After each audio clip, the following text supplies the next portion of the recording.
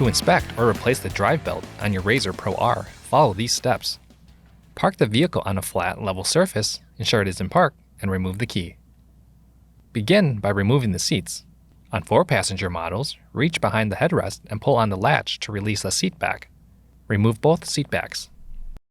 On 2-passenger models, remove both seats by pulling up on the seat latch lever located under the front edge of the seat. Tilt the seat forward and lift upward to remove. Now, remove the upper close-off panel by turning the 4/4 turn latches.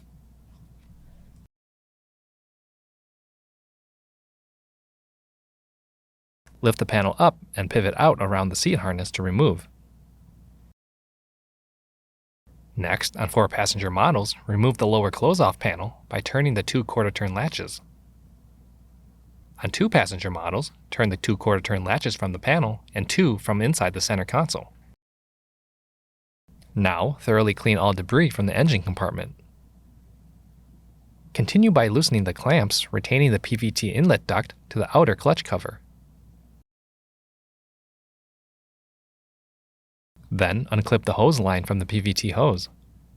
Now, carefully maneuver the duct out of the vehicle and set aside. Next, remove the 5 clutch cover bolts securing the upper portion of the clutch cover.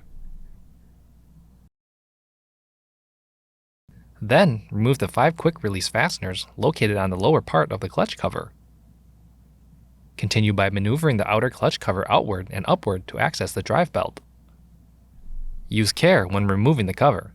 1/4 turn knobs may get caught on the drive clutch. Now, mark the drive belt direction of rotation so that it can be installed in the same direction. Next, remove the clutch spreader tool from the top of the clutch housing and thread the tool into the driven clutch, turning it clockwise to open the sheaves of the driven clutch.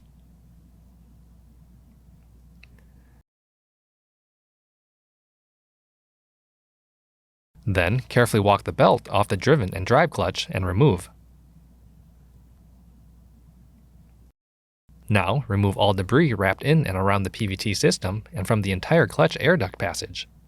Continue by checking for signs of damage to the seals on the transmission and engine. If any seals appear to be damaged, your vehicle requires prompt service. Your Polaris dealer can assist.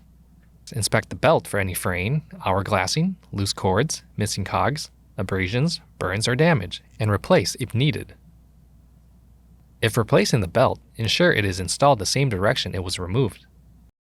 Now, loop the belt over the drive clutch and begin to walk it over the driven clutch sheave.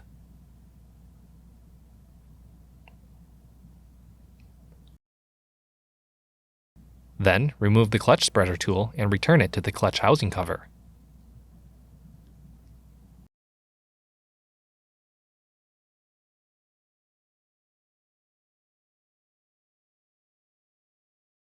Next, rotate the driven clutch clockwise 5 to 7 times to help seat the belt on the sheaves. Then, tighten the 5 quick-release fasteners located on the lower part of the clutch cover.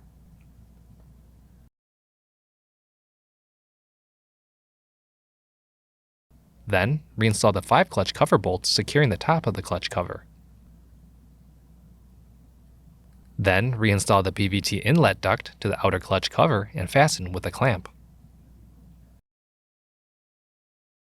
Now, reconnect the hoses to the PVT duct. On 4-passenger models, reinstall the lower rear trim panel. Next, on 4-passenger models, reinstall the lower close-off panel by ensuring the lower retaining tabs are fully engaged. Then, secure the 2/4 turn latches. On 2-passenger models, secure the 2/4 turn latches from the panel and the 2/4 turn latches inside the center console. Next, reinstall the upper close-off panel by pivoting around the seat harness and engaging the lower retaining tabs. Then, secure the 4/4 turn latches. Finally, on 4-passenger models, lift the seat base back and reinstall the seat backs by aligning the bottom stems with their appropriate housing.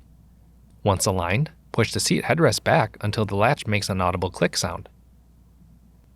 On 2-passenger models, slide the seat tabs at the front edge onto the seat retainer tubes. Then, press down firmly at the rear of the seat to engage the rear latches. Ensure the seats are latched securely. If the belt was replaced, follow the owner's manual guidelines for belt break-in.